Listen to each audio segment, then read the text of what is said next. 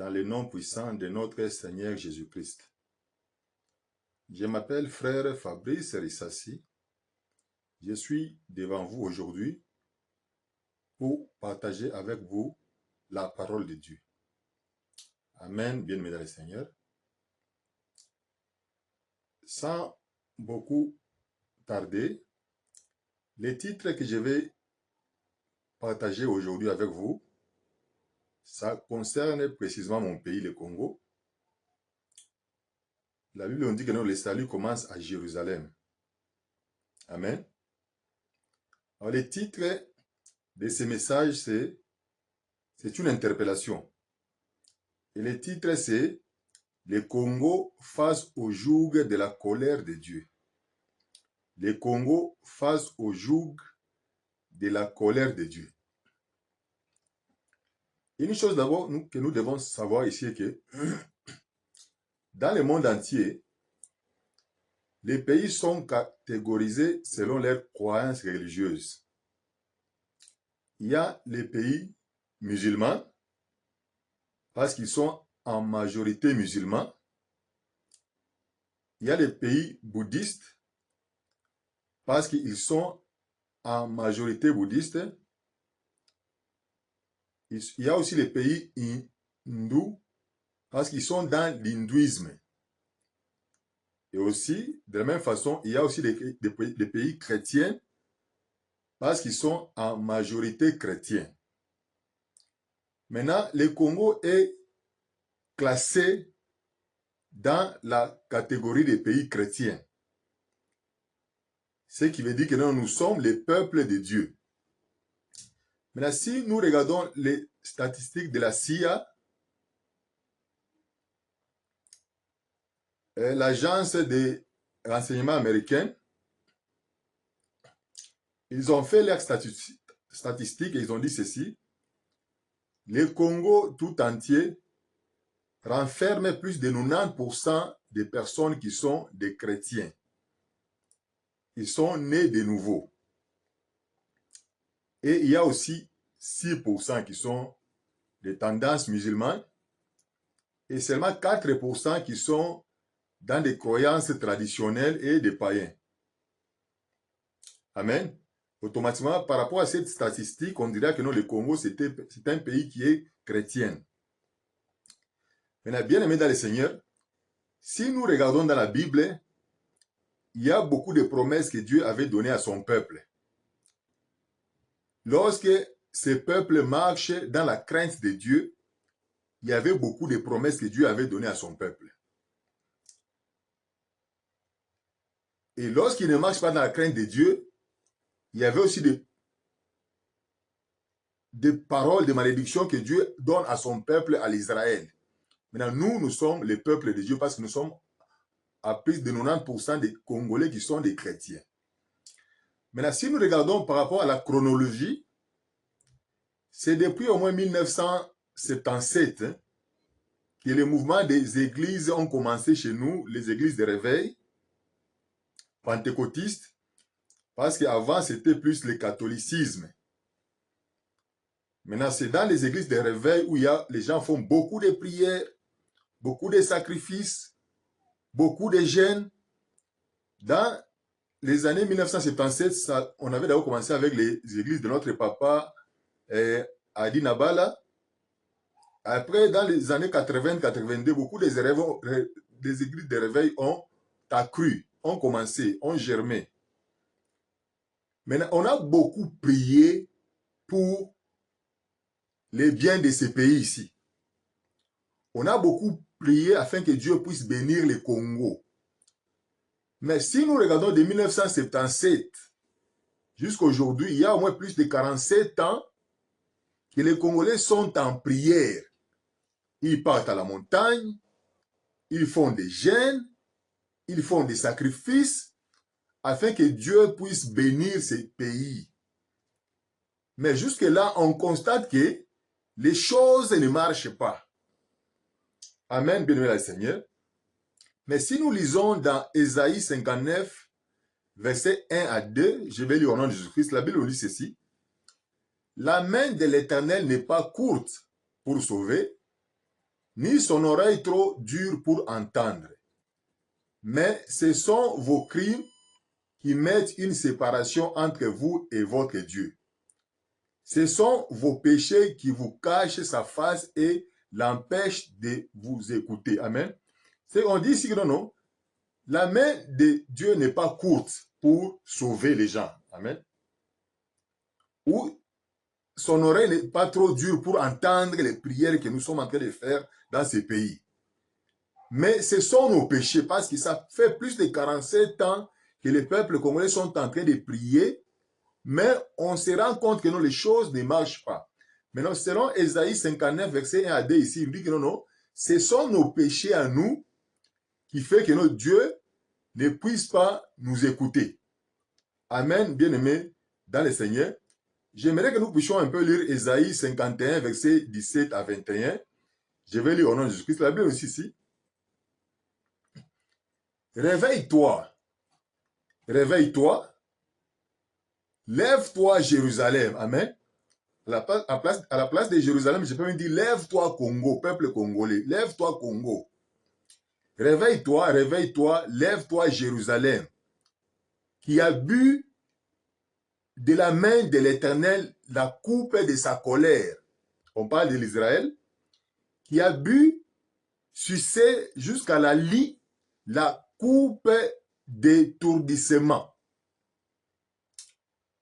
Il n'y en a aucun pour la conduire de tous les fils qu'elle a enfantés. Il n'y en a aucun pour la prendre par la main de tous les fils qu'elle a élevés. Ces deux choses te sont arrivées. Qui te plaindra? Ça veut dire, qui aura compassion de toi, Jérusalem? Les ravages et la ruine, la famine et l'épée. Qui suis-je pour te consoler? Ésaïe dit que lui, en tant qu'un homme, qui est-il pour consoler Jérusalem? Tes fils en défaillance, j'y sais, à tous les coins des rues, comme les cerfs dans un filet chargé de la colère de l'Éternel, des menaces de ton Dieu. Amen, bien-aimé le Seigneur. Automatiquement, ici, on s'adresse à Jérusalem. Amen. Maintenant, ici, il dit que nous sommes les peuples de Dieu. Automatiquement, cela ne concerne pas seulement Jérusalem, ça concerne aussi tout enfant de Dieu. Tout peuple de Dieu qui sont en train de traverser des situations difficiles. Vous aviez trop prié, plus de 47 ans, vous ne voyez pas de résultats. Amen. Alors c'est pour ça que Jérémie dit que non, non, réveille-toi, réveille-toi, lève-toi Jérusalem. De l'autre côté, je dirais que non, non, réveille-toi, réveille-toi, lève-toi, peuple congolais, qui a bu de la main de l'Éternel la coupe de sa... Automatiquement, on a dit que non, ici, la punition, les difficultés que nous, Jérusalem était en train de traverser, ça venait de Dieu. Amen. Qui a bu, sucé jusqu'à la lie, la coupe détournée. Automatiquement, il dit que non, non, c'est une preuve que Jérusalem était en train de traverser, venait de Dieu, parce que ça a pris très longtemps. Amen. De la même façon, je dirais que non, la situation que nous sommes en train de traverser ici, c'est aussi la colère de Dieu. Parce que ça fait plus de 47 ans que nous sommes en train de prier et la Bible dit que la main de l'Éternel n'est pas courte pour sauver. On a dit ici, il n'y en a aucun pour la conduire de tous les fils qu'elle a enfantés. Amen. Bien-aimé dans le Seigneur, il n'y en a aucun pour la prendre par la main de tous les fils qu'elle a élevés. Amen. Automatiquement, ici, on dit que de qui on peut faire confiance. Amen. Pour conduire les gens. Amen. Ces deux choses te sont arrivées. Ces deux choses nous sont arrivées. Amen. Qui te plaît, c'est qui aura compassion de nous? La ravage, nous sommes ravagés dans ces pays. La ruine, la famine, l'épée. Or, ce sont des choses que nous sommes en train de traverser. Maintenant, Ésaïe dit que non, non, qui suis-je pour te consoler? Seul Dieu peut consoler son peuple. Il faut comprendre ceci. Dans la vie, d'abord, il faut comprendre, il y a deux sortes de volontés. La volonté parfaite de Dieu. Amen. Dans la volonté parfaite de Dieu, Dieu a dit que je connais les projets que j'ai formés pour vous. Ce ne sont pas des projets de malheur, mais ce sont des projets de paix et de bonheur. Amen. Maintenant, ces projets-là, pour les expérimenter, les plans de Dieu, la prédestination de Dieu dans ta vie, les projets de paix et de bonheur pour l'expérimenter, il faut être dans la volonté de Dieu. Mais par contre, il y a l'autre, ce qu'on appelle la volonté permissive de Dieu. C'est la volonté que Dieu permet que ça puisse arriver dans la vie de quelqu'un, mais cette volonté n'est pas dans le plan original de Dieu. C'est l'homme lui-même, dans sa rébellion, il se retrouve dans beaucoup de difficultés qui s'infligent lui-même par sa rébellion à lui et aussi par le fait que l'homme, lorsqu'il commet des péchés, il ne veut pas se repentir devant Dieu afin que Dieu puisse les restaurer.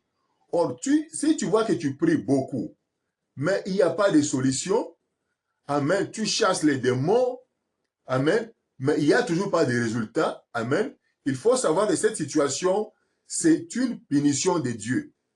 C'est la colère de Dieu qui s'inflige sur toi, amen. Or, il faut savoir une chose. On peut lutter contre le monde des ténèbres, mais on ne lutte pas avec Dieu. Amen. On ne lutte pas avec Dieu, ou bien on ne lutte pas contre Dieu. Lorsque tu pries beaucoup et ta situation ne change pas, sache que tu es sous les jougs de la colère de Dieu. Dieu vous interpelle devant cette situation. Ne vous présentez pas devant Dieu comme des justes, amen, et des victimes, mais plaidez coupables. Devant Dieu, présentez-vous comme des coupables. Il faut la repentance. Amen. La Bible nous dit ceci. Dans 1 Pierre, verset 5, dans 1 Pierre, chapitre 5, verset 6, humiliez-vous donc sous la puissance main de Dieu afin qu'il vous élève au temps convenable. Il faut avoir l'humilité devant Dieu. Devant cette situation, il faut s'humilier devant Dieu. Amen. Mère Teresa, la sœur de Calcutta, avait dit ceci. Dieu parle dans le silence de ton cœur. Amen. Notre conscience souvent nous interpelle toujours. Amen. Écoutez à ce que Dieu dit dans ton cœur et le commencement de ta prière. C'est lorsque Dieu t'interpelle dans ton cœur, amen, lorsque tu suis cette voix, amen, c'est même le début de ta prière à toi. Mais si tu pars à l'encontre de cette voix-là qui sont dans ton cœur, la voix de Dieu, amen, automatiquement, même la prière que tu es en train de faire est une vanité. Amen, bien-aimé dans le Seigneur. Lorsque j'ai dit que ça fait plus de 47 ans que nous sommes en train de prier, rien ne change. D'autres gens peuvent dire que non, mais moi, ma vie, je vis dans l'abondance. Mais il faut savoir une chose, bien-aimé dans le Seigneur. Il y a deux sortes de bénédictions. Il y a la bénédiction individuelle. Il y a aussi la bénédiction collective.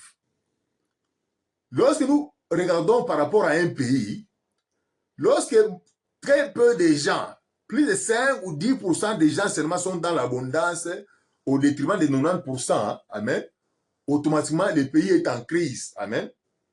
Alors il y a la bénédiction collective. Amen. Tu ne peux pas dire que toi tu es dans l'abondance au moment où ton voisin, tu vois les peuples dans la souffrance. Amen.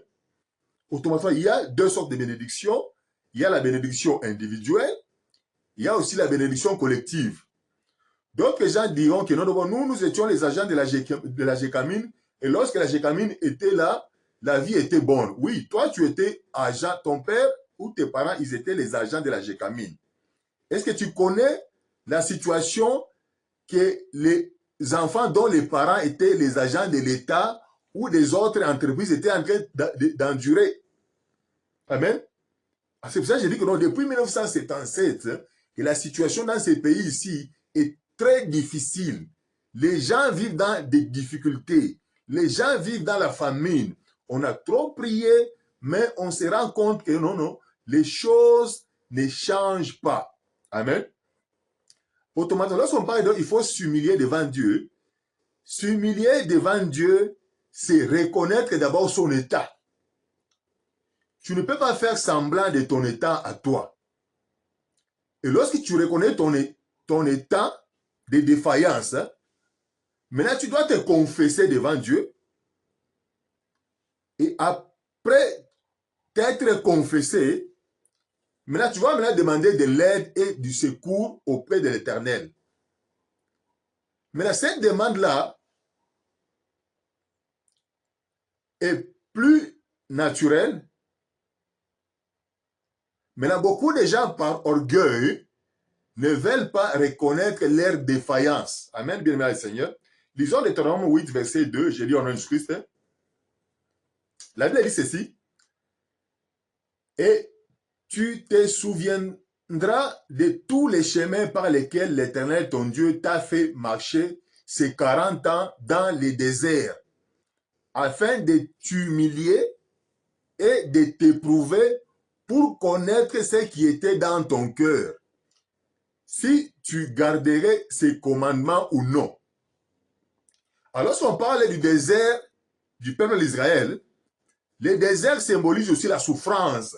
Lorsque tu passes dans un moment de crise, de difficultés, de famine, toute cette situation-là aussi peut aussi être représentée d'une façon figurée comme le désert. Amen. Maintenant, il faut comprendre ceci. Aujourd'hui, on se rend compte que non, non. Des fois, il y a des prières que nous faisons en tant que des chrétiens. Nous lisons d'autres psaumes comme des prières. Mais des fois, lorsque nous les lisons, nous ne présentons pas à Dieu les problèmes, comment est-ce qu'on a péché contre lui. Mais on fait seulement les réciter, on les récite comme des fables de La Fontaine, comme des récitations, sans pouvoir présenter d'abord qu'est-ce que tu as péché contre Dieu, sur base de cette péché-là que tu es en train de confesser, afin que Dieu puisse te pardonner. Amen. Je vais donner par exemple l'exemple de Psaume 51. Maintes fois nous prions les Psaume 51. Oh Dieu, aie pitié de nous dans ta bonté, selon ta grande miséricorde. Amen. Mais la même fois, lorsqu'on prie Psaume 51, maintenant, on ne présente pas souvent à Dieu les problèmes que nous avions faits. Nous prions souvent en général. Amen. Sans être précis. Mais par contre, si nous partons dans le Psaume 51 que David a prié à Dieu, la Bible dit ceci. Lorsque Nathan, le prophète, vint à lui, après que David fut allé chez Bathsheba. Après que David fut allé chez Bathsheba, il a aussi fait tuer Uri. Et Nathan, le prophète, est venu vers lui. Alors c'est en reconnaissant ces péchés-là que David est parti maintenant vers Dieu pour prier maintenant. Amen. Le psaume 51. Amen. Il y avait un problème bien précis qu'on a identifié. Et sur base de ce problème-là, autrement, David a prié pour demander la miséricorde de Dieu. Mais aujourd'hui, lorsque nous prions souvent les enfants de Dieu, des fois, on les prie en général, on les prie un peu vaguement. C'est devenu comme une récitation. Amen. Bien, automatiquement, il est très important, lorsque tu parles à Dieu, confesser, te repentir. Amen. Oui, même lorsque tu pries les psaumes 51, tu dois présenter un problème spécifique sur la base duquel tu veux que Dieu puisse te pardonner. Amen. Bien-aimé le Seigneur. Après, il faudra aussi savoir une chose ici. La prière, c'est parler à Dieu. La prière, c'est dire à Dieu ce qu'il a dit dans sa parole. Mais la prière nous rapproche de Dieu. C'est converser avec Dieu. Maintenant, il y a une différence entre faire une prière et faire une incantation. Amen. Parce que dans les incantations, quelqu'un peut prononcer quelques paroles. On dit seulement que nous prononce les quelques phrases ici.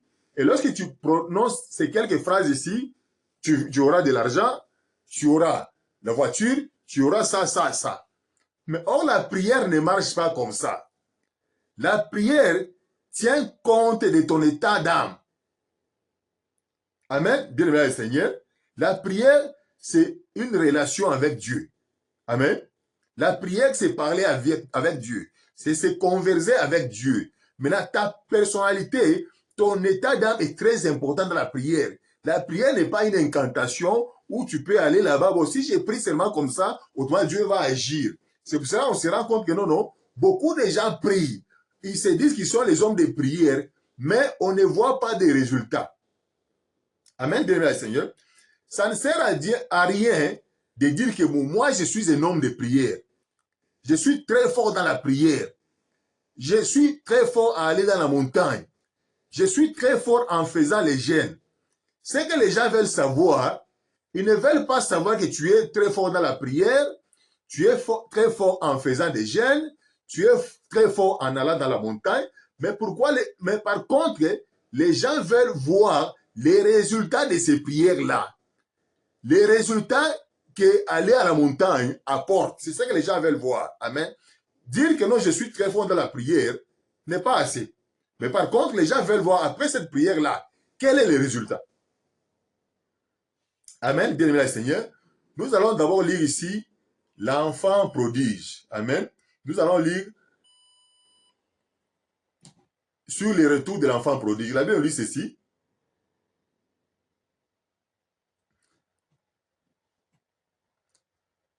L'enfant prodige, d'abord il faut comprendre ceci.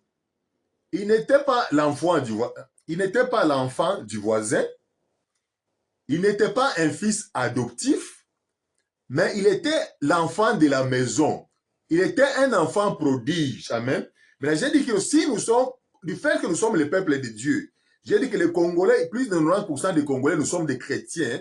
Ce qui veut dire que nous sommes les fils de Dieu, les peuples de Dieu. Maintenant, si du fait que nous avions beaucoup prié, nous ne voyons pas de résultats, automatiquement, il faut comprendre que non, ça c'est une interpellation de la part de Dieu. Amen, bien aimé Seigneur. Je vais lire Jérémie 15, verset 1 à 6. Je vais lire au nom de Jésus-Christ. Dans Jérémie, la Bible dit ceci. L'Éternel me dit, quand Moïse et Samuel se présenteraient devant moi, je ne serai pas favorable à ces peuples. Chassez-les loin de ma face, qu'ils s'en aillent. Et s'ils te disent, où irons-nous?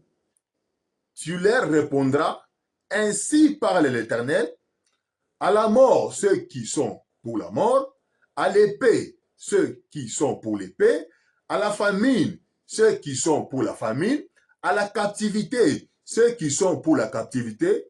J'enverrai contre eux 4 espèces de flots, dit l'Éternel. L'épée pour les tuer, les chiens pour les traîner, les oiseaux du ciel et les bêtes de la terre pour les dévorer et les détruire.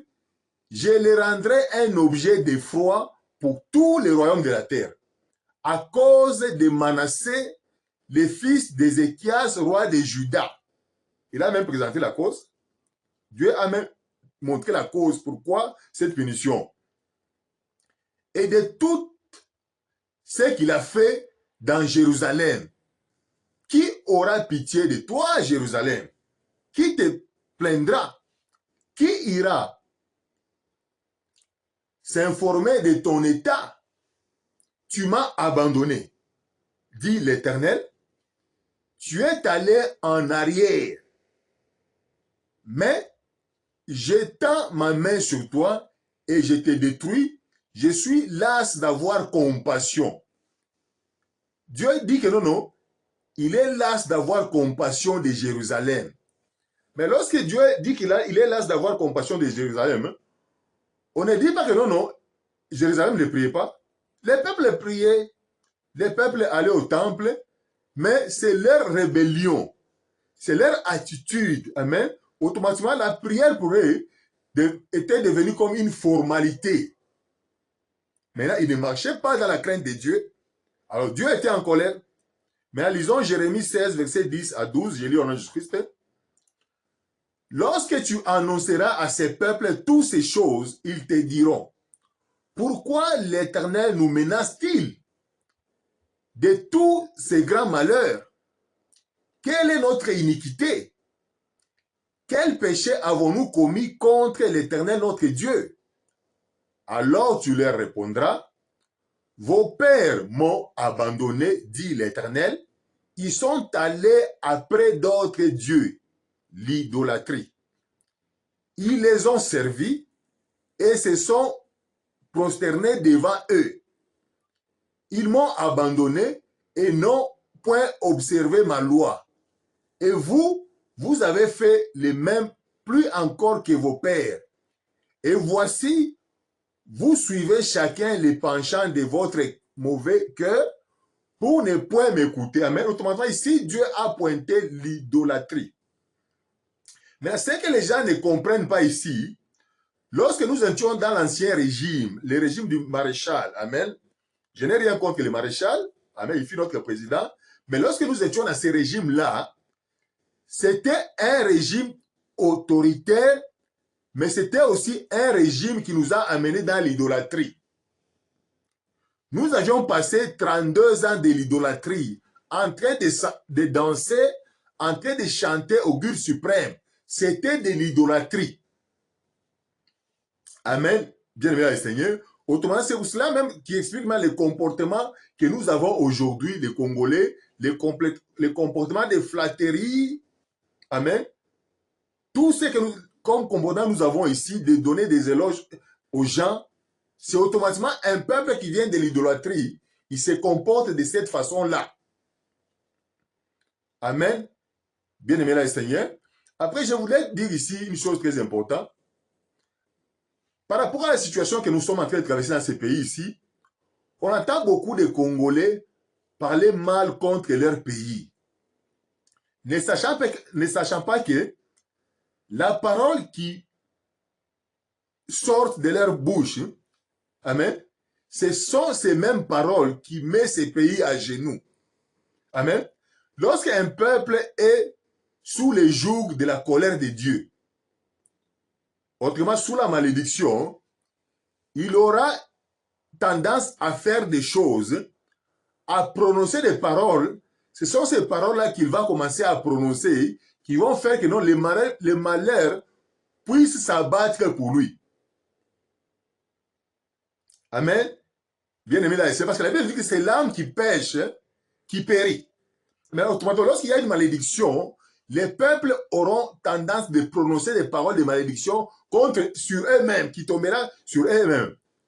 C'est pour ça qu'on entend souvent les Congolais dire que non, non, qu'on puisse vendre ces pays, qu'on se partage l'argent. Ce Congo ne changera pas. Beaucoup de gens disent ça, ce Congo ne changera pas. Bien-aimé dans le Seigneur, ne maudis jamais ton pays. Parce que si tu maudis ton pays, tu mangeras les fruits de cette malédiction-là. Mais par contre, ne parlez pas du pays, parlez par rapport aux peuples qui sont dans ces pays. Le pays n'a rien à voir avec notre bizarrerie, excusez-moi le terme. Le pays n'a rien à voir avec notre faisabilité, qui est notre spécialité. Amen. Mais par contre, on a vu d'autres personnes faire des constats, dire que non, les Congolais sont les nyonsologues, comme on les appelle aujourd'hui. Ça veut dire que les gens qui se montrent comme s'ils connaissent tout. Amen. Bien là, Seigneur, automatiquement, j'avais aussi un autre émissaire qui avait dit non, Congolais en dit makamotote. Tout le monde se montre beaucoup connaître. Tout le monde se montre comme si il sait tout. Amen. Alors, parle du peuple, mais ne parle pas du pays. Ne maudis pas les pays. Parle du comportement du peuple congolais, mais ne maudis pas ton pays. Parce que lorsque tu maudis ton pays, tu vas manger les fruits de cette malédiction-là. Amen. Bien-aimé dans le Seigneur, nous allons lire Nombre 14, verset 1 à 4, que je lis au nom de Jésus-Christ. La Bible nous dit ceci. Tout l'ensemble éleva la voix et poussa des cris, et le peuple pleura pendant la nuit. Tous les enfants d'Israël murmurèrent contre Moïse et Aaron. Et toute l'assemblée leur dit, que ne sommes-nous morts dans les pays d'Égypte? Ou que ne sommes-nous morts dans ces déserts? Pourquoi l'Éternel nous fait-il aller dans ces pays où nous tomberons par l'épée, où nos femmes et nos petits-enfants deviendront une proie? Ne vaut-il pas mieux pour nous retourner en Égypte? Et ils se dirent l'un à l'autre, nommons un chef et retournons en Égypte. Amen. C'est lorsqu'ils sont arrivés au Jourdain, avant l'entrée de la terre promise, ils avaient envoyé les 12 espions. Mais lorsqu'ils sont rentrés, ils ont donné un mauvais rapport, à part Caleb et Josué. Amen, bien le Seigneur. Autrement dit, par rapport à ces mauvais rapports qu'ils ont donnés, amen, écoutez maintenant la réponse de Dieu.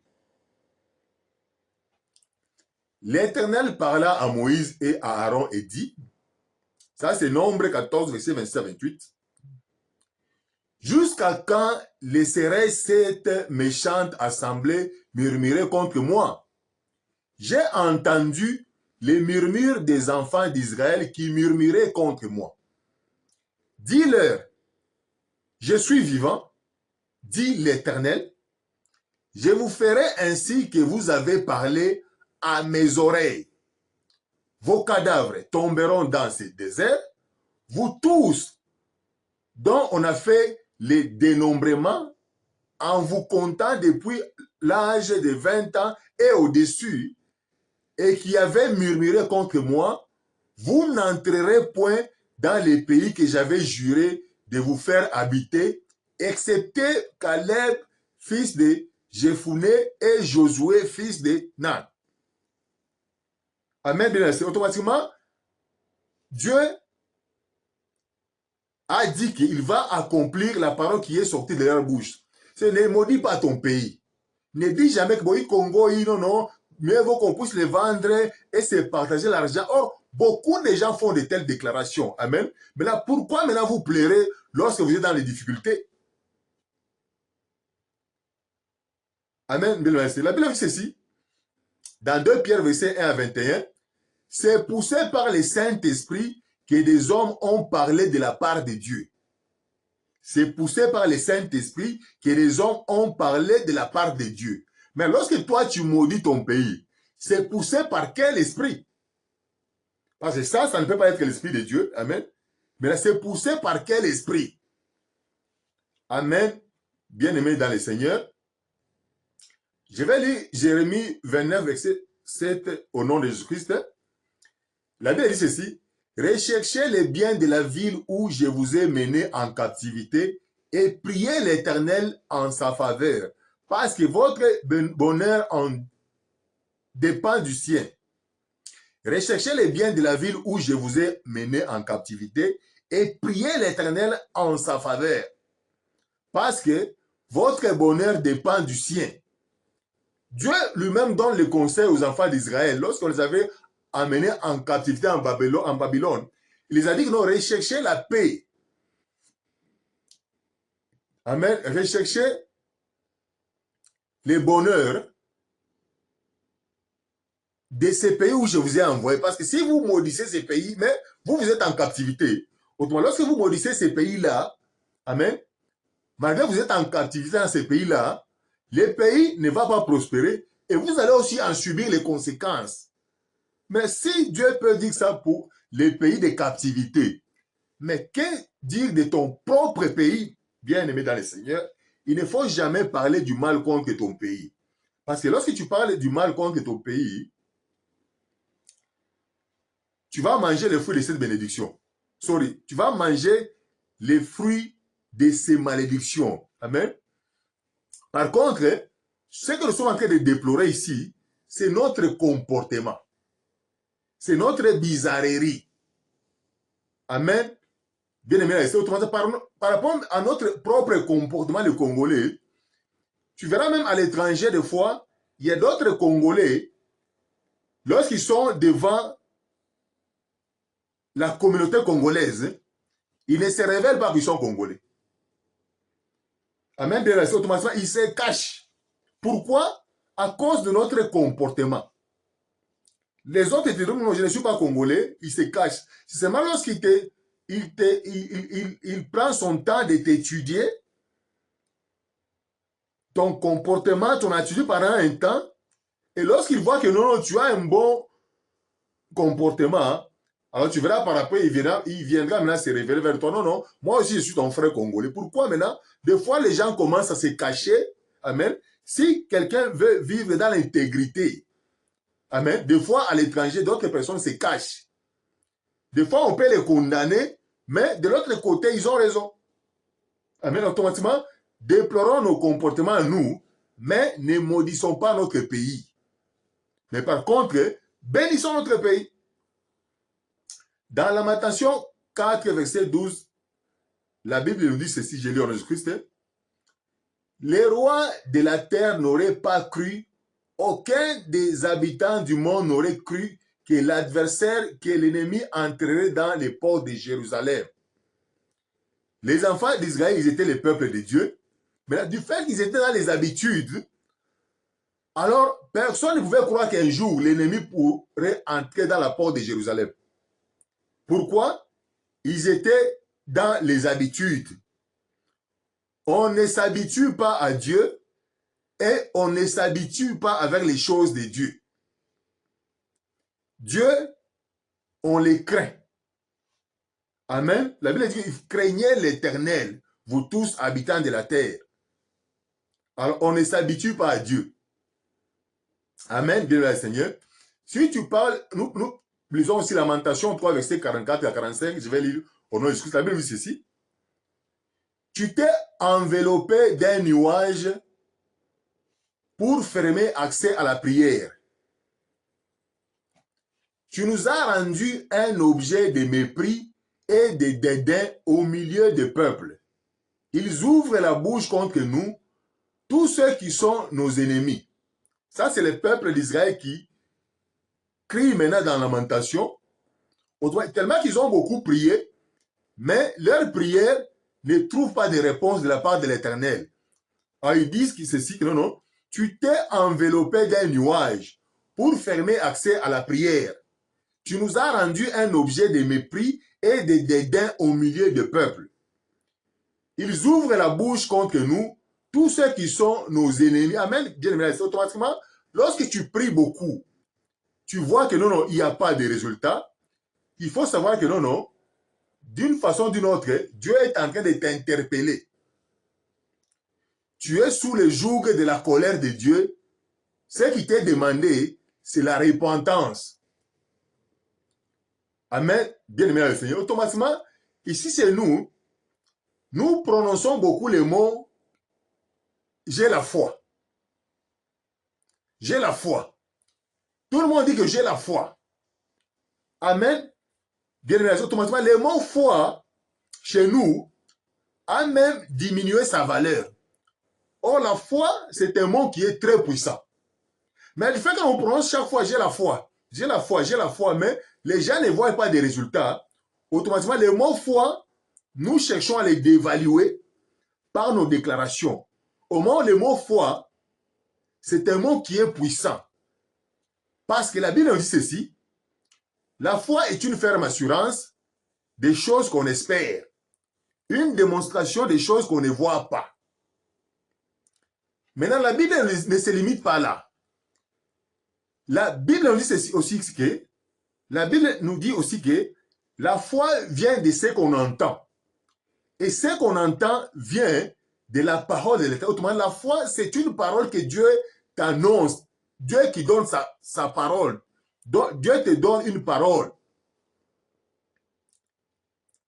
La foi ne vient pas de ce qu'on lit, mais la foi vient de ce qu'on entend.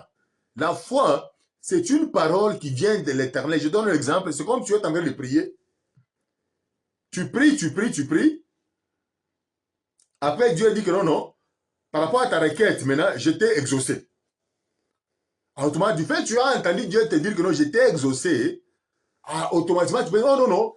Ça, c'est la parole de la foi parce que c'est Dieu qui a parlé, qui a donné la réponse à ta prière. Et là, tu peux dire non, Dieu m'a exaucé.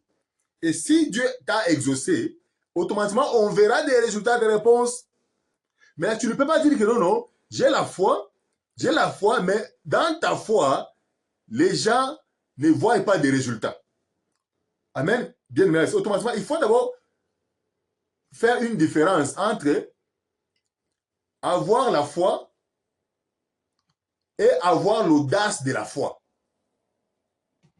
Amen. Bien aimé dans le Seigneur, il y a une différence entre avoir la foi et avoir l'audace de la foi. Amen.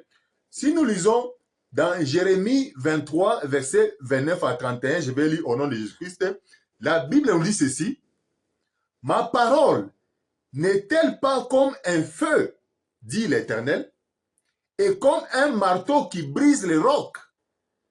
C'est pourquoi, voici, dit l'Éternel, j'en veux aux prophètes qui se dérobent mes paroles l'un à l'autre. Voici, dit l'Éternel, j'en veux aux prophètes qui prennent leur propre parole et la donnent pour ma parole. Dieu dit que sa parole à lui, lorsque tu dis ainsi dit l'Éternel, sa parole à lui est comme un feu. Sa parole à lui est comme un marteau qui brise les rocs. Lorsque tu dis qu'ainsi dit l'Éternel, Dieu a dit, les gens doivent voir les résultats. Alors Dieu dit que non, c'est pourquoi, voici, dit l'Éternel, j'en veux aux prophètes qui se dérobent mes paroles. Amen. Tu ne peux pas aller quelque part, tu entends un homme de Dieu ou bien un prophète qui donne une prophétie venant de Dieu. Toi aussi, tu prends cette prophétie, tu pars ailleurs, tu donnes cette prophétie comme ta prophétie à toi. C'est ça, dérober la parole de Dieu. Amen. Dieu dit que non, j'en veux à tel prophète. Mais il ne s'est pas limité là. Il a aussi dit que non, non. J'en veux aux prophètes qui prennent leur propre parole et la donnent comme ma parole. Amen.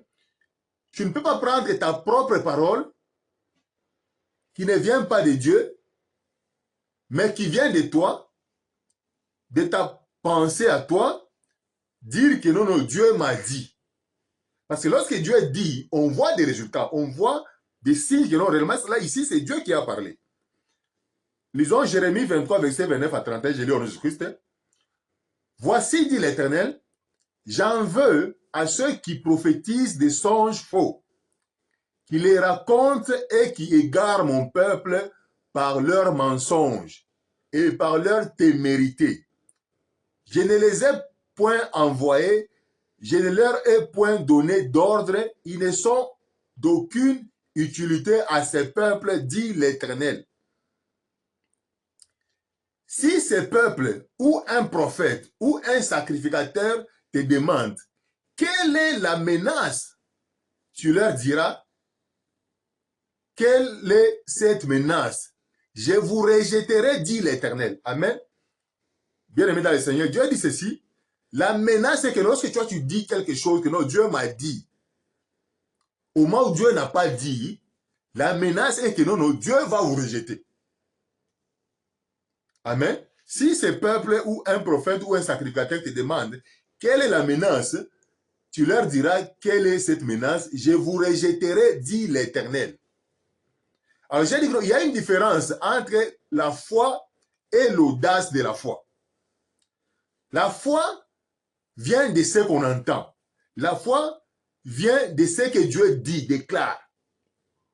Mais l'audace de la foi ne vient pas de Dieu. L'audace de la foi vient de l'enfant de Dieu lui-même. Dieu ne lui a pas donné un message. Dieu ne lui a pas parlé. Mais il regarde la relation que lui il a avec Dieu. Parce que la Bible dit que notre Dieu honore ceux qui l'honorent. Il déclare une parole. Mais cette parole ne vient pas de Dieu. Cette parole vient de lui. Amen. Lisons Deutéronome 18, 20 à 22. J'ai lu en Jésus-Christ. Mais le prophète qui aura l'audace de dire en mon nom une parole que je ne lui aurais point commandé de dire, ou qui parlera au nom d'autres dieux, ce prophète-là sera puni de mort. Peut-être diras-tu dans ton cœur, comment connaîtrons-nous la parole que l'Éternel n'aura point dite? Quand c'est ce que dira le prophète, n'aura pas lieu et n'arrivera pas. Ce sera une parole que l'Éternel n'aura point dite. C'est par audace que le prophète l'aura dite. N'aie pas peur de lui. Amen. Autrement, si un enfant de Dieu dit une parole, oh Dieu m'a dit, ainsi dit l'Éternel. Maintenant, si cette parole ne s'accomplit pas automatiquement, cette parole-là, ça ne venait pas de Dieu. Cette parole-là, l'enfant de Dieu l'a déclaré seulement par audace. Maintenant, on dit que non, on n'est pas peur de lui. Mais nous voyons de l'autre côté, il y a des fois aussi les gens ont déclaré des paroles par audace. Mais Dieu a exaucé. Pourquoi? Ces gens-là marchaient dans la crainte de Dieu. Ces gens-là étaient fidèles à Dieu. Amen. C'est pour ça que j'ai dit que non, la Bible n'interdit pas que quelqu'un peut dire par audace. Parce que Dieu, la Bible dit que Dieu honore ceux qui l'honorent. Regardons par exemple l'exemple d'Élie au mont Carmel. Il a dit que non, il n'y aura ni pluie, ni rosée pendant 3 ans et demi, sinon à ma parole. Ça, ce n'était pas une parole qui venait de l'Éternel. Ça, c'était l'audace de la foi, mais lui marchait dans la crainte de Dieu. C'est pour cela que Dieu a exaucé cette parole. Parce que Dieu honore ceux qui l'honorent. Regardons l'exemple de Shadrach, Meshach et Abednego dans la fournaise de feu. Ils ont dit ceci au roi. Même si vous nous jetez dans la fournaise de feu, l'Éternel est capable de nous délivrer de la fournaise. Mais même s'il ne nous délivre pas, nous n'allons pas adorer ton statut. Pourquoi ils ont dit que même s'il ne nous délivre pas, parce que cette parole qu'ils ont dit que l'Éternel va nous délivrer de la fournaise de feu, c'était par audace qu'ils ont dit ça. Mais ils ont aussi reconnu qu'ils peuvent se faire que non, on les jette dans la fournaise de feu et Dieu ne les délivre pas. C'est pour ça qu'ils ont dit que non, même si il ne nous délivre pas, nous n'allons pas servir de Dieu au roi. Lisons Ésaïe 44, verset 26. La Bible dit ceci: je confirme la parole de mon serviteur et je mets en exécution les décisions annoncées par mes messagers. J'ai dit à propos de Jérusalem, elle sera habitée, et à propos des villes de Juda, elles seront reconstruites et je relèverai leurs ruines. Amen. Dieu dit que non, je confirme la parole de mon serviteur et je mets en exécution les décisions annoncées par mes messagers. Automatiquement, il y a des fois aussi que non, Dieu confirme la parole de son serviteur. Amen, bien-aimés dans le Seigneur. La Bible dit ceci: la création attend, tel avec un ardent désir, la révélation des fils de Dieu. Amen. Ça, c'est dans Romains 8, 19. La création attend, tel avec un ardent désir, la révélation des fils de Dieu. On n'a pas dit ici que la révélation attend avec un ardent désir la révélation des enfants de Dieu. Mais on a parlé par contre des fils de Dieu. La Bible dit que non, Jésus dit que non, mes brebis entendent ma voix et ils me suivent. Pourquoi on a prononcé fils ici? Parce que le fils de Dieu, c'est celui qui est en mesure d'entendre Dieu parler par la foi. Mais par contre, un enfant, la Bible dit ceci: un héritier, aussi longtemps qu'il est encore un enfant, il n'est pas différent d'un esclave. Un enfant peut être un héritier de la promesse, mais du fait qu'il est encore un enfant, ça peut faire que non, il ne puisse pas entendre la voix de son père, jusqu'à ce qu'il sera dans la maturité. Mais par contre, un fils, la Bible dit, la création attend, tel avec un ardent désir, la révélation des fils de Dieu. Les gens qui sont en mesure d'entendre Dieu parler et de l'annoncer au peuple. Automatiquement, j'ai dit que non, du fait qu'on a beaucoup prié, on ne voit pas de résultats. C'est une interpellation qui vient de la part de Dieu. Parce que dans 2 Pierre 3 à 9, la Bible dit ceci, j'ai lu en Jésus-Christ: les seigneurs ne tardent pas dans l'accomplissement des promesses comme quelques-uns le croient, mais ils usent de la patience envers vous, ne voulant pas qu'aucun périsse, mais voulant que tous arrivent à la repentance. Autrement, l'Éternel ne tarde pas dans l'accomplissement de ses promesses. Amen. Autrement, si vous voyez que les promesses tardent, ça tarde, automatiquement, comme la Bible nous dit ici, dans ce passage ici, l'Éternel vous recommande seulement que non, non, vous puissiez vous repentir devant lui. Après, il faut savoir d'abord une chose très importante, peuple de Dieu. Dans la vie, il y a un facteur que l'on ignore qui est très important pour l'épanouissement d'un peuple. Dans la vie, si tu veux que les gens te prennent au sérieux, contrôle ton attitude, car ton attitude déterminera ton altitude. L'attitude de quelqu'un a beaucoup à avoir vis-à-vis de son élévation. Les Anglais disent que non, non, ton attitude en toi en français détermine ton altitude. Si tu veux être élevé dans la vie, il faut contrôler ton attitude. Les enfants d'Israël en quittant l'Égypte, Moïse leur a dit ceci. Les Égyptiens que vous voyez aujourd'hui, vous ne les verrez plus jamais. Amen. Autrement dit, c'était les Égyptiens qui les empêchaient d'aller dans la terre promise. Maintenant, on se rend compte que non, non. Malgré Moïse a dit que non, les Égyptiens que vous voyez aujourd'hui, vous ne les verrez plus jamais. Mais ils ne sont pas entrés dans la terre promise, à part ceux de moins de 20 ans. Pourquoi? À cause de leur comportement.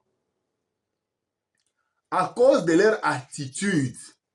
Malgré que non, non, pendant la nuit, Dieu les accompagnait comme une colonne de feu et pendant la journée comme une nuée, mais les plus de 20 ans d'âge ne sont pas entrés dans la terre promise. Pourquoi? À cause de leur comportement, à cause de leur attitude, malgré que non, non, ils marchaient avec la présence de Dieu, Dieu comme un nuée pendant la journée et comme une colonne de feu pendant la nuit, mais leur attitude les a empêchés d'entrer dans la terre promise. Mais si nous voulons aujourd'hui, en tant que peuple congolais, nous puissions avoir de la délivrance, nous puissions être bénis, notre comportement joue un grand rôle. Parce que nous-mêmes, nous commençons à nous plaindre à propos de notre propre comportement. Notre propre comportement, notre propre attitude. Automatiquement, notre attitude, notre comportement a un grand rôle à jouer pour nous permettre d'entrer dans nos bénédictions, dans les promesses de Dieu. Parce qu'il faut comprendre ici, la délivrance a toujours eu deux étapes. Première étape, c'est chasser les esprits qui lient les gens, les démons. Maintenant, dans les deuxième étape, toi maintenant tu as un rôle que tu dois jouer. Première étape, c'est les Égyptiens que vous voyez aujourd'hui, vous ne les verrez plus jamais. Les Égyptiens se sont été engloutis dans la mer Rouge. Mais ils ont traversé. Lorsqu'ils ont traversé la mer Rouge, les Égyptiens ne les poursuivaient plus. Mais par contre, c'est leur propre comportement, leur têtutesse qui les a stoppés, empêchés d'entrer dans la terre promise. Amen. Autrement, dans les déserts, c'était leur propre responsabilité de garder leur délivrance. Il n'était plus question de Pharaon.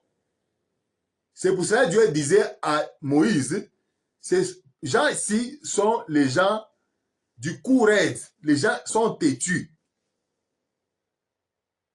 Amen. Et vous verrez que même fois, Dieu voulait détruire Israël dans les airs, mais c'est Moïse qui intercédait pour eux. Amen. Bien-aimé Seigneur. Aujourd'hui, bien-aimé Seigneur, aujourd'hui, bien-aimé dans le Seigneur, nous sommes en train de dire que le monde nous a tourné le dos. Amen. En tant que le peuple congolais, la communauté internationale est complice à travers ce qui nous arrive. Pourquoi? Parce que on nous agresse et personne ne dit mot. Bien-aimé dans le Seigneur, il ne faut jamais minimiser l'implication que peut jouer ton attitude vis-à-vis de la manière dont les gens réagissent contre toi. Amen. Il ne faut jamais négliger l'implication que peut jouer ton attitude vis-à-vis de la manière dont les gens réagissent contre toi. Parce que si nous lisons Luc 13, verset 1 à 3, je vais lire au nom de Jésus, la Bible dit ceci.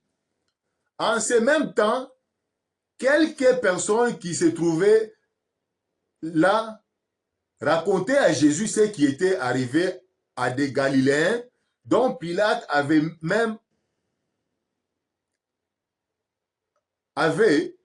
mis les sangs avec celui de leur sacrifice. Il leur répondit, croyez-vous que ces Galiléens fussent des plus grands pécheurs que tous les autres Galiléens parce qu'ils ont souffert de la sorte? Non, je vous l'ai dit, mais si vous ne vous repentez pas, vous périrez de tous également. Amen. Je répète, en ce même temps, quelques personnes qui se trouvaient là racontaient à Jésus ce qui était arrivé à des Galiléens dont Pilate avait même mis le sang, avait mélangé le sang avec leur sacrifice. Leur sang avec leur sacrifice. Il leur répondit, croyez-vous que ces Galiléens fussent des plus grands pécheurs que tous les autres Galiléens parce qu'ils ont souffert de la sorte? Non, je vous l'ai dit. Mais si vous ne vous repentez pas, vous périrez de tous également. Autrement, la repentance, c'est un facteur capital dans la restauration pour que Dieu puisse restaurer un peuple. La Bible dit ceci. Aussi longtemps que nous sommes entourés par une multitude de témoins, qu'on ne pense pas que la parole de Dieu est comme l'or et l'argent, une image taillée par l'imagination des hommes. Auparavant, Dieu s'en passait de cette ignorance, mais maintenant, il appelle chaque individu à se repentir. Aussi longtemps que nous sommes entourés par une multitude de témoins, les gens qui nous suivent, qui nous observent, que ce soit des gens, des autres nations, que ce soit Dieu, que ce soit les anges, amen, de Dieu, aussi longtemps que nous sommes entourés par une multitude de témoins, qu'on ne pense pas que la parole de Dieu est comme l'or et l'argent, une image taillée par l'imagination des hommes. Auparavant, Dieu s'en passait de cette ignorance, mais maintenant, il appelle chaque individu de se repentir. Amen. Bien-aimé le Seigneur. Il faut comprendre ici, les Anglais disent que non. Action speak louder than the word. Action speak louder than word.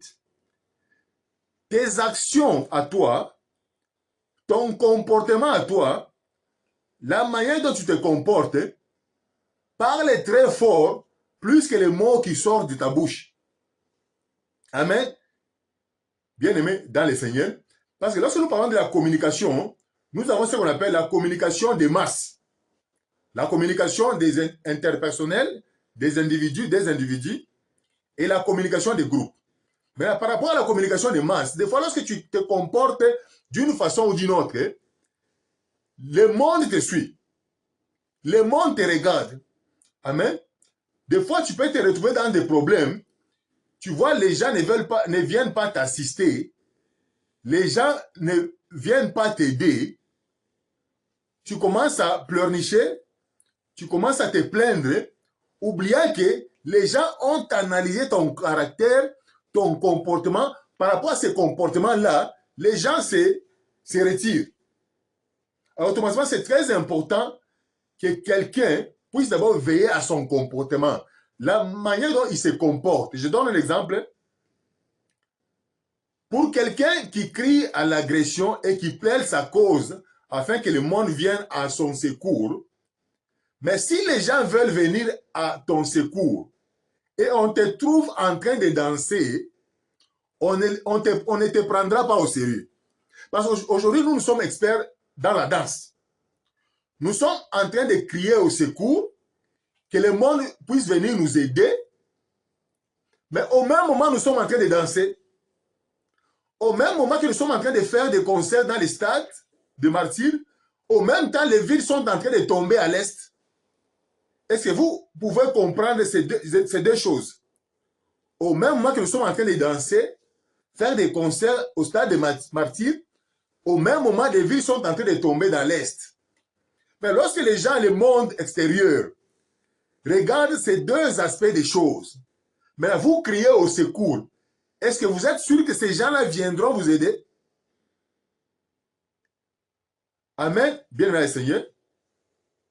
C'est difficile de dire aux gens de venir à ton secours au même moment toi, tu es en train de danser. Au même moment que l'on est en train de crier au secours pour stopper la crise humanitaire suite à des milliers de déplacés suite à la guerre, dans le même moment, nous sommes en train de faire des détournements. Nous sommes en train de crier la crise humanitaire. Et nous crions partout au monde que les gens puissent venir nous aider parce qu'il y a une crise à l'Est. Les déplacés sont en train de souffrir. Au même moment, les individus sont en train de faire des détournements de millions de dollars. Est-ce que si tu crois que non, tu cries au secours aux gens de l'extérieur, au même moment, il y a des détournements. Est-ce que si tu crois que ces gens de l'extérieur-là viendront en ton secours? Parce qu'il faut savoir une chose aujourd'hui. La communication aujourd'hui part à une vitesse de vent de lumière. Les actes qui sont posés ici dans nos pays, que ce soit des détournements, que ce soit la danse que nous sommes en train de faire, ils partent à l'extérieur dans un clin d'œil. Lorsque nous crions détournement ici, dans tous les réseaux sociaux, on parle de détournement, le monde entier est au courant de ça. Amen. Mais ils se disent que non, mais si ces peuples ici, ils ne peuvent pas avoir pitié d'eux-mêmes. Maintenant, comment est-ce que nous, maintenant, on peut venir les secourir? Parce que lorsque quelqu'un peut détourner des millions, et au même moment, vous êtes en train de crier que non, il y a une crise humanitaire au pays, que la communauté internationale ou le monde étranger puisse venir vous aider. Or, le monde étranger entend que non, X, Y, Z a détourné 30 millions, 40 millions, 50 millions de dollars. Est-ce que vous êtes sûr que non, lorsque même vous criez à l'aide, les gens de l'extérieur viendront vous aider? Amen. Bien-aimé Seigneur, il faut comprendre ceci. Chez nous, il y a une crise de caractère. Nous sommes en train de traverser une crise de caractère. Je ne sais pas si je peux appeler cela une crise d'adolescence. Parce que ce sont les adolescents qui traversent une telle crise. Mais par contre, nous, tout âge confondu, nous sommes en train de traverser une crise. Crise de comportement, crise de caractère. Malgré que nous sommes en train de pleurer dans ces pays-ci, nous sommes en train de pointer du doigt la communauté internationale. Mais lorsqu'ils voient notre façon d'agir dans ces pays-ci, ils disent que nous n'avons pas pitié de nous-mêmes. Mais ça devient maintenant difficile que le monde étranger, la communauté internationale, les gens de l'étranger puissent venir nous aider. Et beaucoup sont même en train de s'étonner de la manière dont nous sommes en train de nous comporter. De la même façon que non, les gens de l'étranger sont en train de s'étonner, Dieu aussi s'étonne. De la même façon que les gens de l'étranger sont en train de s'étonner, et c'est de la même façon aussi Dieu s'étonne. C'est pour ça même si lorsqu'on crie, on nous a abandonnés, mais la manière dont nous vivons ici dans ces pays-ci, nous vivons comme si nous sommes dans la fête. Les villes sont en train de tomber, mais nous sommes en train de danser. Il y a une crise humanitaire, mais les gens sont en train de détourner. Mais est-ce que vous aurez que non, en suivant de tels actes, la communauté internationale, les gens de l'étranger, ils auront pitié de nous? Bien-aimés dans le Seigneur, il faut éviter la codépendance. Souvent, ça m'étonne des fois lorsque je vois d'autres étrangers, même des présidents, faire un constat par rapport à nous. Et ce constat-là est une réalité. Maintenant, les gens ici commencent à se plaindre. Oh, pourquoi il a dit ça de nous? Bien-aimés dans le Seigneur, Ce qui tue l'Église aujourd'hui, ce qui tue le peuple de Dieu aujourd'hui, les gens veulent qu'on puisse les flatter. Même s'ils font du mal, ils ne se comportent pas bien, ils veulent qu'ils soient flattés. J'avais entendu l'autre fois où le président kenyan, je crois le nouveau président Ruto, il avait fait un commentaire lorsqu'il était dans la campagne électorale. Et le commentaire qu'il avait fait là, c'était vrai par rapport à nous. Où il disait que non, il fallait qu'il puisse faire l'élevage afin qu'il puisse produire du lait pour donner venir ravitailler les Congolais. Les gens ont beaucoup crié. Oh, il nous a insultés. Bien aimé la Seigneur, il faut savoir ceci. Je ne suis pas de son côté, mais le constat qu'il a fait là, c'était une vérité ou bien ce n'était pas une vérité. Amen, bien aimé la Seigneur. L'autre fois, j'avais aussi suivi le président Uhuru Kenyatta parler du tribalisme. Amen. Il avait suscité ça dans une interpellation. Il avait interpellé le peuple congolais. Il parlait en swahili. Il a déploré le tribalisme chez nous. Il a dit que nous devons être unis et éviter le tribalisme. Mais c'est que le président Uhuru Kenyatta avait parlé. Est-ce qu'il avait menti? Mais aujourd'hui, les gens pleurnichent des fois lorsqu'on leur dit la vérité. Or, nous sommes le peuple de Dieu. Lorsque on nous dit la vérité, nous devons nous assumer. Amen. Parce que la Bible dit que nous sommes la lumière de ce monde ici, non? Nous sommes les sels de ce monde. Lorsqu'une lumière ne brille pas, les gens diront que non, cette lumière ici ne brille pas. Amen. Autrement, lorsque nous interpellons comme ça, ça nous pousse que nous puissions prendre nos responsabilités. Lorsque beaucoup de gens se plaignent de la population congolaise, amen, cela doit nous interpeller bien. Mais automatiquement, il faut savoir que non, beaucoup de choses qui nous arrivent, nous devons recourir vers Dieu. Maintenant, en recourant vers Dieu, nous devons d'abord être conscients de nous-mêmes.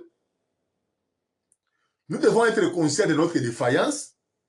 C'est seulement lorsque nous verrons notre défaillance, on va maintenant courir vers Dieu. Amen. Et aller se repentir devant Dieu. Amen. Bien-aimé dans le Seigneur. Parce qu'il faut savoir ici une chose. Il y a un temps où Dieu peut dire que non, dira que non, maintenant je vous restaure. Mais pour que Dieu puisse nous restaurer, il y a une procédure. Lisons dans Ésaïe 51, versets 22 à 23. J'ai lu, on a jusqu'ici la Bible nous dit ceci. C'est pourquoi écoute ceci, malheureuse, ivre, mais non de vin. C'est ça, c'est Dieu qui dit en Israël, au peuple d'Israël. C'est pourquoi écoute ceci, malheureuse, ivre, mais non de vin. Ivre, mais non de vin. C'est la même chose que Dieu peut nous dire à nous. Écoutez ceci, les malheureux. Ivres, nous sommes ivres, mais non de vin. Ainsi parle ton Seigneur, l'Éternel, ton Dieu, qui défend son peuple. Voici, je prends de ta main la coupe d'étourdissement, la coupe de ma colère, tu ne la boiras plus. Je la mettrai dans la main de tes oppresseurs qui te disaient, courbe-toi et nous passerons. Tu faisais alors de ton dos comme une terre, comme une rue pour les passants. Mais là, pour que Dieu puisse prononcer ce que je viens de dire ici, je ne vous dis pas que notre Dieu l'a déjà fait. Il y a une étape à franchir. Pour que Dieu puisse dire ceci. C'est pourquoi écoute ceci, malheureuse, ivre, mais non de vin. Ainsi parle ton Seigneur, l'Éternel, ton Dieu, qui te défend, qui défend son peuple. Nous sommes le peuple de Dieu. Voici, je prends de ta main la coupe d'étourdissement, la coupe de ma colère, tu ne la boiras plus. Je la mettrai dans la main de tes oppresseurs qui te disaient, courbe-toi et nous passerons. Tu faisais alors de ton dos comme une terre, comme une rue pour les passants. Amen. Mais là, pour que Dieu puisse arriver à déclarer ceci, nous avons d'abord notre part à jouer. Aussi longtemps que les gens sont en train de déplorer, même nous-mêmes, nous sommes en train de déplorer notre comportement à nous, il y a encore un pas à franchir. C'est pourquoi j'ai dit que l'Église doit conduire le peuple de Dieu dans la repentance. Lorsque la Bible dit ceci, si tu confesses ton péché et tu te détournes de ces péchés, Dieu, il est fidèle pour t'accorder miséricorde. Maintenant, bien aimé, aussi longtemps que nous-mêmes, nous sommes en train de déplorer, tous ces jours ici, nous déplorons non, les comportements, nos propres comportements. Amen. Aussi longtemps que nous sommes en train de déplorer, il est temps que l'Église puisse interpeller les gens, prêcher la repentance dans les églises. Après tout, si on dit qu'aujourd'hui, il y a plus de 90% des chrétiens au Congo, même les gens qui nous dirigent, même les gens qui détournent, même les gens qui volent, si tu leur poses la question, tu es de quelle religion? Ils te diront qu'ils sont chrétiens. C'est pour ça que j'ai dit que non, c'est la responsabilité de l'Église. Parce qu'automatiquement, même ces gens qui sont en train de nous diriger aujourd'hui sont aussi des chrétiens, des religieux chrétiens. Alors automatiquement, Dieu nous interpelle à la repentance. Et lorsque nous nous repentons, Dieu va nous restaurer. Amen. Bien-aimé le Seigneur. Ça, c'est le premier partie de l'enseignement sur le Congo face au joug de la colère de Dieu. Amen. Il y a aussi la deuxième partie, là où je vais maintenant chercher à expliquer. Lorsque je dis que nous sommes sous le joug de la colère de Dieu, amen. Lorsqu'on dit qu'un peuple est sous le joug de la colère de Dieu, amen, ça veut seulement dire que ce peuple-là est sous le joug de la malédiction. Maintenant, dans la deuxième partie, je vais beaucoup plus explorer sur Deutéronome 28. Dans Deutéronome 28, la Bible démontre clairement les promesses de bénédiction pour son peuple lorsque son peuple marche dans la crainte de Dieu. Il démontre aussi les promesses de malédiction lorsque le peuple de Dieu sont dans la rébellion.